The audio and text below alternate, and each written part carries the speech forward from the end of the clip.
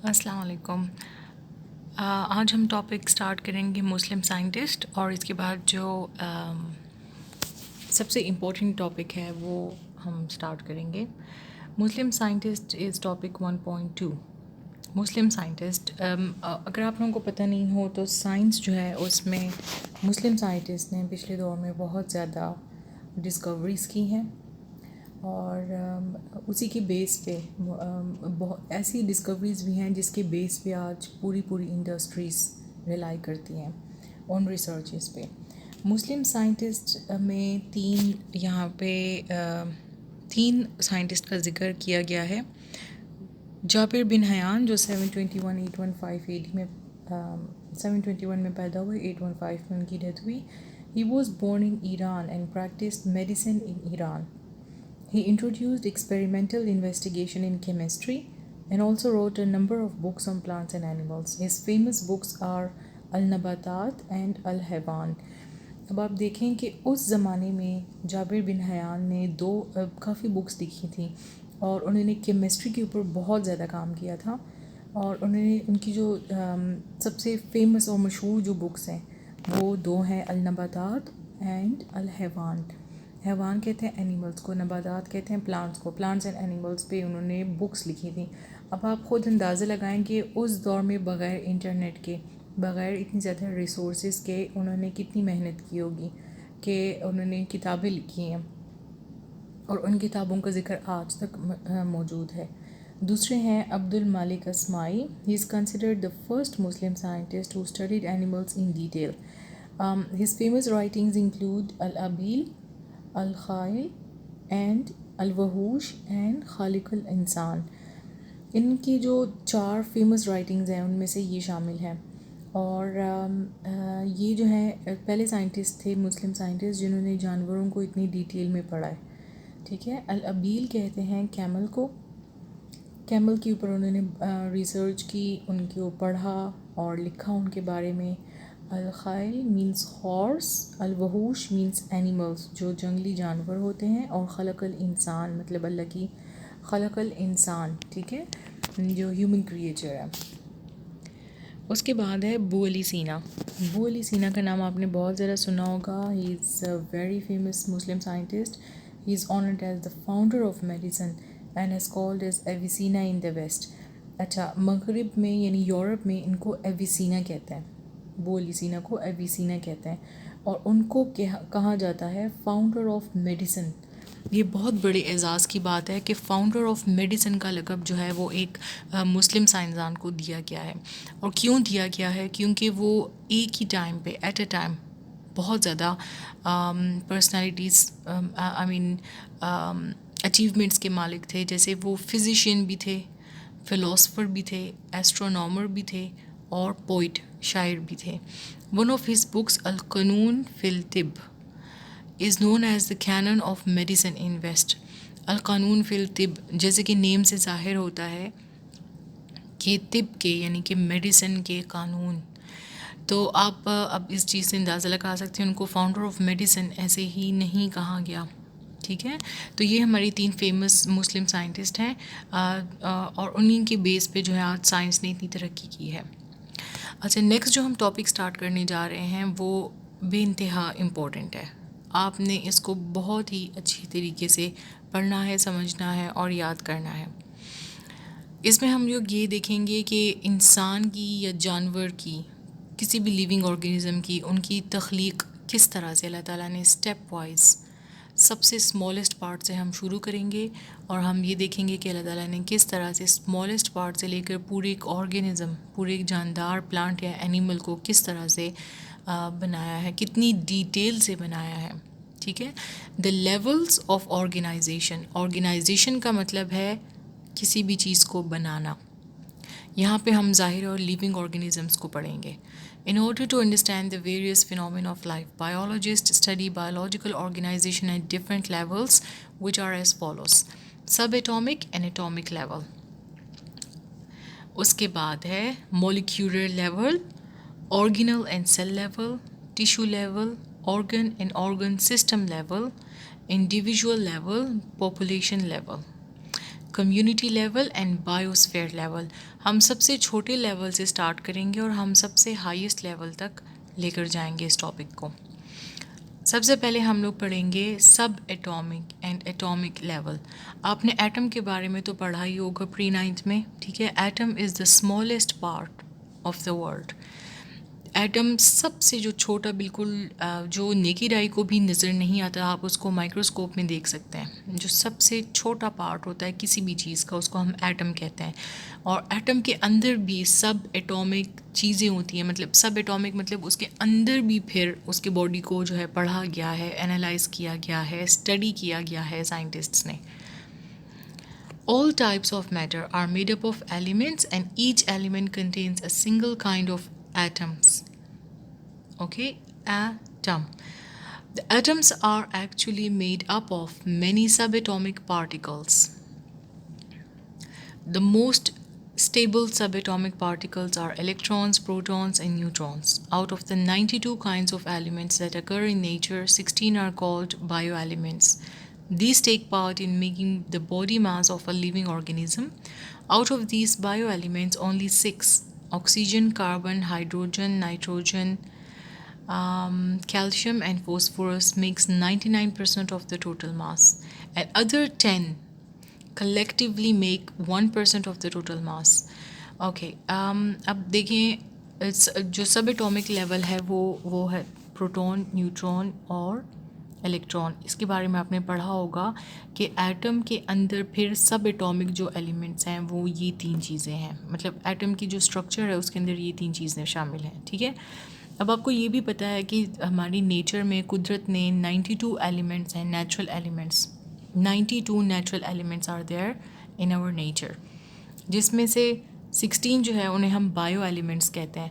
Bio का word Greek language में किसे कहते हैं? BIOS means life.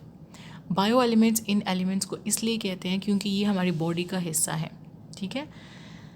Out of these bio elements only 6, अच्छा 92 नेचुरल एलिमेंट्स हैं, उनमें से 16 जो हैं वो बायो एलिमेंट्स हैं जो हमारे जिस्म में शामिल हैं। फिर इनमें से जो 6 एलिमेंट्स हैं बायो एलिमेंट्स, वो हमारी 99% बॉडी जो है वो बनाती है, और सिर्फ जो बाकी के 10 बायो एलिमेंट्स हैं वो हमारी बॉडी के 1% पर मुश्तमिल है, ठीक है। तो हमारी जो पूरी बॉडी है वो calcium, phosphorus, nitrogen, hydrogen, carbon और ऑक्सीजन से बनी है। Protons and neutrons are located inside nucleus of atom, while electrons orbit in energy levels electron shells around the nucleus. The number of electrons in the outermost shell determines the manner in which atoms react with each other. ये आपने chemistry में पढ़ा होगा, उसकी recalling है, मतलब दोबारा याद दहानी की जा रही है कि एटम के अंदर जो है प्रोटॉन्स और न्यूट्रॉन्स होते हैं। अच्छा, एटम के अंदर का स्ट्रक्चर क्या है? देखिए, हर चीज़ के अंदर एक मगज़ होता है, सेंट्रल सिस्टम होता है। एटम के अंदर भी एक सेंट्रल सिस्टम है जिसे न्यूक्लियस कहते हैं, ठीक है। न्यूक्लियस जो है उसके अंदर फिर प्रोटॉन्स और न्यूट्रॉन्स होते हैं हर एटम के अंदर, और जो इलेक्ट्रॉन होता है वो बाहर जो इलेक्ट्रॉन शेल होता है एटम के बाहर, उसको एनर्जी लेवल भी कहते हैं। एनर्जी लेवल ऑर्बिट के अंदर वो घूमता है, और जितने इलेक्ट्रॉन्स होंगे, ठीक है, आउटर मोस्ट शेल में जितने इलेक्ट्रॉन्स होंगे किसी भी एटम के ऊपर, तो उससे हम लोग डिटरमाइन कर सकते हैं, फाइंड आउट कर सकते हैं कि इस एटम की क्या क्या खूबियाँ हैं, वो किस मैनर में दूसरे इलेक्ट्रॉन से रिएक्ट करता है, ठीक है। ये एटम को स्टडी करना इसलिए इम्पोर्टेंट है केमिस्ट्री में स्पेशली, क्योंकि इससे हमें जो केमिकल रिएक्शंस होते हैं उसके सारे कैरेक्टरिस्टिक्स का हमें अंदाज़ा होता है कि किस तरह से एक एटम जो है दूसरे एटम से रिएक्ट कर सकता है, ठीक है। उसी की बेस पे फिर different types of chemicals and medicines वजूद में आती हैं, बनती हैं। ओके जी, ये हो गया सब atomic in atomic level. A molecule is the smallest part of a compound that retains the properties of that compound. अच्छा, फिर 2 या 3 एटम्स मिल के क्या बनाता है? मॉलिक्यूल। हमने सबसे पहले स्मॉलेस्ट पार्ट से स्टार्ट करना था, ठीक है। अब उसके बाद थोड़े से अपर लेवल पे जाते हैं, मॉलिक्यूलर लेवल पे। In organisms, bioelements usually do not occur in isolated forms, rather they combine through ionic or covalent bonding. The stable particle formed by such bonding is called as molecule और biomolecule. अच्छा, chemistry में आपने जब atom के structure को पढ़ा है तो आपने ये भी पढ़ा होगा कि एक कंपाउंड किस तरह से बनता है, ठीक है। कोई भी दो एटम्स जो हैं वो जब आपस में मिल के मॉलिक्यूल्स बनाते हैं, ठीक है, एक सॉलिड कॉम्बिनेशन एक दूसरे के साथ कनेक्ट होते हैं तो वो एक मॉलिक्यूल बनाते हैं। और वो डिफरेंट टाइप्स ऑफ बॉन्डिंग जो है वो बनाते हैं, आयोनिक बॉन्ड और कोवलेंट बॉन्ड्स बनाते हैं। तो ये आप केमिस्ट्री में ज़रूर पढ़ेंगे। और अगर आप इसके बारे में, केमिस्ट्री के बारे में भी अगर आप पढ़ना चाहते हैं तो आप मुझे कमेंट बॉक्स में लिख सकते हैं। The stable particle formed by such bonding is called as molecule और बायोमॉलिक्यूल। इन बॉन्डिंग से जो भी मॉलिक्यूल वजूद में आते हैं उन्हें हम बायोमॉलिक्यूल्स कहते हैं। An organism is formed by enormous number of biomolecules of hundreds of different types. These molecules are the building material and are themselves constructed in great variety and complexity due to specific bonding arrangements. इस line में confuse मत होइएगा। ये कह रहे हैं कि जो molecules हैं वो बिल्डिंग मटेरियल्स हैं। जिस तरह से बिल्डिंग मटेरियल क्या होते हैं, सीमेंट होते हैं, ब्लॉक्स होते हैं, ठीक है। तो उसी तरह से किसी भी ऑर्गेनिज़म को बनाने के लिए हमें ये बिल्डिंग ब्लॉक्स चाहिए, हमें ये बिल्डिंग मटेरियल चाहिए जिसे हम मॉलिक्यूल्स कहते हैं, ठीक है। और ये मॉलिक्यूल्स जो हैं वो हर जगह पे हर चीज़ की डिफरेंट बॉन्डिंग होती है और डिफरेंट उनकी बॉन्डिंग अरेंजमेंट्स होती हैं। Biomolecules are classified as micromolecules and macromolecules. अच्छा, फिर मॉलिक्यूलर लेवल पे मॉलिक्यूल तो आपने पढ़ लिया कि किसे कहते हैं। अब मॉलिक्यूल्स के भी दो टाइप्स होती हैं, क्लासिफाइड हो चुकी हैं ये, micromolecule and macromolecule. Micro, as the word shows, micro means very small and macro means very large. Micromolecules वो मॉलिक्यूल्स होते हैं जिनका लो मॉलिक्यूलर वेट होता है, जिनका वज़न बहुत कम होता है। मैक्रोमोलिक्यूल्स जो कि हाई मॉलिक्यूलर वेट्स, इनके जो बड़े होते हैं। सिंपल वर्ड्स में आप कह सकते हैं माइक्रोमोलिक्यूल वो होते हैं जो स्मॉल साइज़ में होते हैं, माइक्रोमोलिक्यूल्स जो बिग साइज़ में होते हैं। तो ऑब्वियसली इनके वेट्स भी अकॉर्डिंगली होंगे। माइक्रोमोलिक्यूल की एग्जांपल है ग्लूकोज, वाटर एक्सेट्रा। और मैक्रोमोलिक्यूल की एग्जांपल है स्टार्च जो कि पोटैटोस में होता है, प्रोटीन्स एंड लिपिड्स। लिपिड्स कहते हैं फैट्स को, ठीक है। प्रोटीन्स और लिपिड्स होते हैं गोश्त में, बाकी चीज़ों में भी होते हैं लेकिन इनमें ज़्यादा मकदार में होती हैं। अच्छा, आपने एटॉमिक और सब एटॉमिक लेवल पढ़ा, उसके बाद दो एटम्स मिलके जब मॉलिक्यूल बनाता है तो उसे हम मॉलिक्यूलर लेवल कहते हैं। मॉलिक्यूल की दो टाइप्स हैं, माइक्रोमोलिक्यूल्स एंड मैक्रोमोलिक्यूल्स। उनकी एग्जांपल्स आपको याद होनी चाहिए, ठीक है।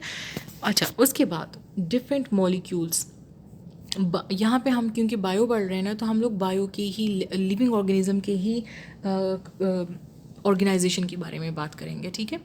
Organelle and cell level. Biomolecules assemble in a particular way and form organelles. The organelles are actually subcellular structures, and when they assemble together, units of life, that is, cells, are formed.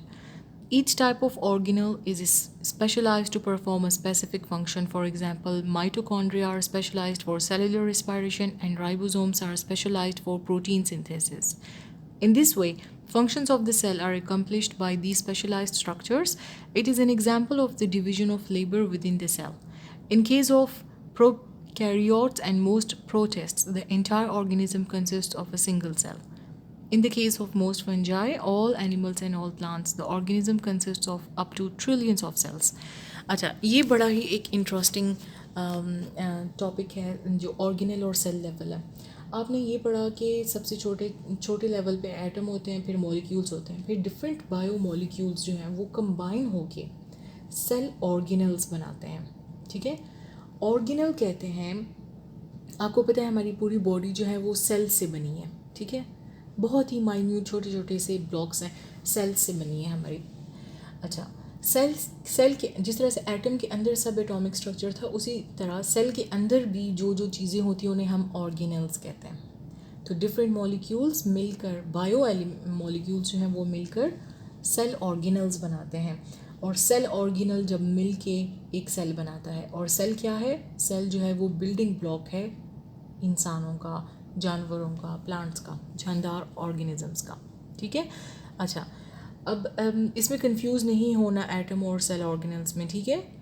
अच्छा, cell level पे जो organelles होते हैं उसकी कुछ examples दी गई हैं second paragraph में, जैसे माइटोकॉन्ड्रिया। माइटोकॉन्ड्रिया जो है वो सेल के अंदर, अच्छा अब डिफरेंट सेल ऑर्गेनल्स होते हैं और हर ऑर्गेनल का अपना एक नाम और अपना अपना काम है, और हर ऑर्गेनल जो है वो अपने अपने काम पे जारी रखा होता है।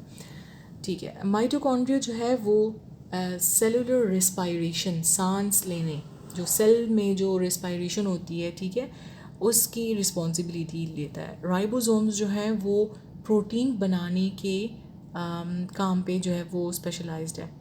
इसी तरह से सारे स्ट्रक्चर्स जो हैं वो अपने अपने काम करते हैं और सेल जो है इस तरह फंक्शन करता है। ठीक है, उसके बाद लेकिन कुछ जानवर ऐसे हैं, कुछ ऑर्गेनिजम्स ऐसे हैं जो हमें नेकेड आई पे तो नज़र नहीं आते, लेकिन वो सेल लेवल पे ही ज़िंदा रहते हैं। In case of prokaryotes and more प्रोटिस्ट्स। ठीक है, जैसे बहुत से प्रोटिस्ट जिसके बारे में आप आगे जाके चैप्टर 8-9 में पढ़ेंगे। प्रोकैरियोट्स और प्रोटिस्ट्स हैं, फंजाई हैं, एल्गी हैं, जो कि है जो सिर्फ सिंगल सेल पे ही, मतलब उनका एक ही सेल होता है पूरी बॉडी में, सिर्फ वो एक ही सेल होता है, और वो हमें सिर्फ माइक्रोस्कोप, इलेक्ट्रॉन माइक्रोस्कोप में ही दिखते हैं, हमें एज ए नेकेड आई से नहीं दिख सकते हैं, क्योंकि ऑफ कोर्स सेल का बहुत छोटा लेवल होता है, आई मीन बहुत स्मॉल साइज होता है। जबकि हमारी जो बॉडी है ह्यूमन बीइंग की, वो ट्रिलियंस ऑफ सेल्स पे मुश्तमिल है। हमारी बॉडी में बिलियन मिलियन भी नहीं, ट्रिलियन सेल्स मौजूद होते हैं। अच्छा, फिर डिफरेंट सेल्स कंबाइन होके टिश्यू बनाता है। ठीक है, उसे हम tissue level. In multicellular organism, multicellular मतलब वो ऑर्गेनिज्म जिनके अंदर ज़्यादा सेल्स होते हैं, अनलाइक प्रोकैरियोट्स एंड प्रोटिस्ट्स, वो तो सिंगल सेल के बॉडी होती है उनकी, लेकिन वो जिनकी सिंगल सेल बॉडी नहीं होती, जिनकी ज़्यादा सेल्स की बॉडी होती है, उन्हें हम कहते हैं मल्टी सेलुलर ऑर्गेनिजम्स। अच्छा, मल्टी सेलुलर ऑर्गेनिजम्स जो हैं they are organized into groups called tissues. We can define a tissue as a group of similar cells specialized for the performance of a अच्छा, ये बड़ी इंटरेस्टिंग एक बात है यहाँ पे कि डिफरेंट सेल्स जो है ना, सेम टाइप ऑफ सेल, वो कंबाइन होके एक टिश्यू बनाता है। ठीक है, टिश्यू आपने देखा होगा, टिश्यू में जिस तरह से छोटे छोटे से हमें जाली टाइप चीज़ें दिखती हैं कि वो कंबाइन होकर एक पूरा एक पेपर बनाता है। ठीक है, पेपर टिश्यू बनाता है।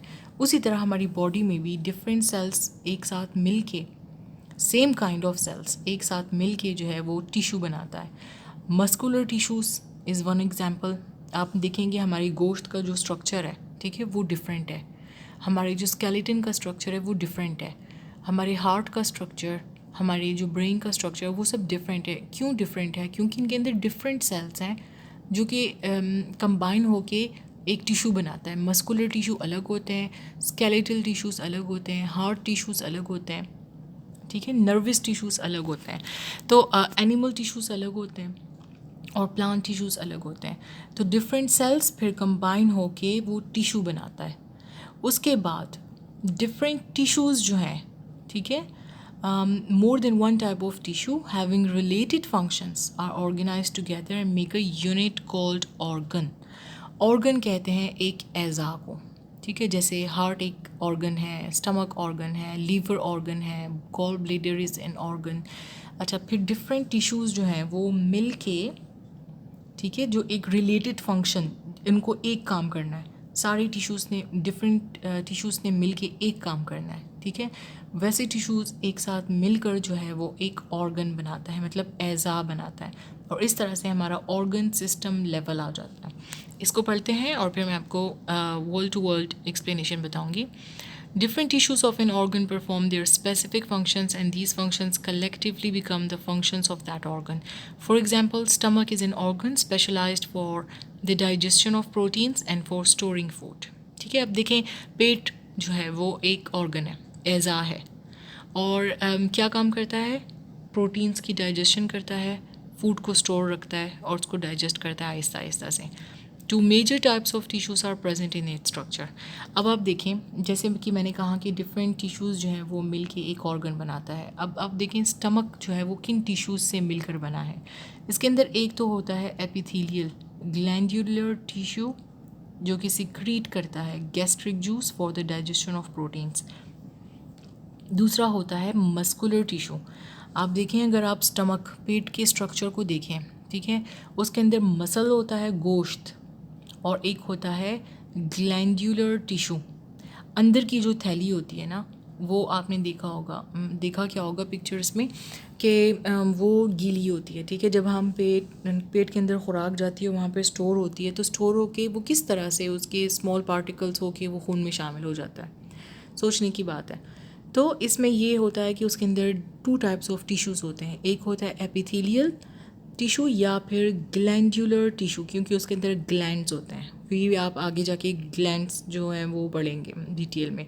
अच्छा, इन ग्लैंड्स में से सिक्रीटिंग आउट मतलब बाहर निकलना, ठीक है। उसमें से गैस्ट्रिक जूस बनता है और निकलता है, और फिर उन गैस्ट्रिक जूस के अंदर HCl भी होता है, हाइड्रोक्लोरिक एसिड होता है, ठीक है। तो वो उस हाइड्रोक्लोरिक एसिड की वजह से जो है वो फूड और बाकी मस्कुलर टिश्यू की कॉन्ट्रैक्शन की वजह से जो है फूड जो है वो डाइजेस्ट होता है, छोटे छोटे पार्ट्स में हो जाता है, ठीक है। Muscular tissue performs contractions. अच्छा, मस्कुलर टिश्यू जो है ये कॉन्ट्रैक्शन, पेट की कॉन्ट्रैक्शन में काम आता है, और ये जो है अपनी मूवमेंट के ज़रिए से फूड को जो ग्राइंड हो चुका है उसको पोस्टीरियर एंड मतलब पिछले हिस्से पे लेकर जाके इंटेस्टाइन में पुश करने की कोशिश करता है। सो 2 tissues perform there specific functions which collectively become the function of stomach. The next level of organization is multicellular organisms is the organ system level. Different, अच्छा, आप लोगों ने पढ़ा किस तरह से 2 मॉलिक्यूल्स या ज़्यादा मॉलिक्यूल्स में एटम्स मिलके मॉलिक्यूल बनाता है, फिर मॉलिक्यूल्स मिलके सेल्स बनाते हैं, सेल्स मिलके टिश्यू बनाता है, और टिश्यूज़ मिलके एक ऑर्गन बनाता है, और फिर डिफरेंट ऑर्गन्स मिलके एक पूरा ऑर्गन सिस्टम लेवल बनाता है, ऑर्गन सिस्टम बनाता है, ठीक है। जैसे हमारा पूरा एक सिस्टम है ऑर्गन्स का, ठीक है। सारे ऑर्गन्स एक साथ एक बॉडी के अंदर एक दूसरे से कनेक्टेड है, और पूरा हमारा एक ऑर्गन सिस्टम बना हुआ है। जैसे डाइजेस्टिव सिस्टम है, ठीक है, जैसे बाकी के सिस्टम्स हैं। और अब डाइजेस्टिव सिस्टम की एग्जांपल अगर हमने ली है तो उसमें आप देखें कितने ऑर्गन्स एक साथ काम कर रहे हैं, जिसमें डाइजेशन ऑफ फूड हो रही है, ठीक है। डाइजेस्टिव सिस्टम में हमारे पास जो है वो स्टमक है, oral cavity, small intestine, large intestine, liver, pancreas, ये सारे ऑर्गन्स मिल के क्या काम करते हैं, एक पूरा सिस्टम बनाता है डाइजेशन के लिए। तो डिफरेंट ऑर्गन्स एक ऑर्गन सिस्टम बनाते हैं, ठीक है। उसके बाद डिफरेंट ऑर्गन से जब ऑर्गन सिस्टम बन गया तो एक पूरा इंडिविजुअल वजूद में आता है। इंडिविजुअल मतलब एक पूरा living organism. Different organs and organ systems are organized together to form an individual or organism. For example, when a man is engaged in continuous and hard exercise, not only his muscles are working, but also there is an increase in the rate of respiration and heartbeat. This accelerated rate of respiration and heartbeat supplies more oxygen and food to the muscles, which they need for continuous work. अब आप देखें कि okay, उसके बाद individual level, पूरा individual level के बाद आप देखें डिफरेंट इंडिविजुअल्स जो हैं वो मिलके एक पॉपुलेशन बनाती है, आबादी बनाती है, ठीक है। जैसे हम देखते हैं आबादी कितनी है, तो पाकिस्तान में कितनी है, पूरी दुनिया में कितनी है, उस तरह से फिर उसके बाद जो है वो डिफरेंट पॉपुलेशंस मिलके एक कम्युनिटी बनाती है, ठीक है। कम्युनिटी जो है वो डिफरेंट ऑर्गेनाइजेशंस की कलेक्शन को कहते हैं, उसमें एनिमल्स, प्लांट्स सब शामिल हो जाते हैं। फिर सबसे जो लार्जेस्ट लेवल है वो है बायोस्फीयर लेवल।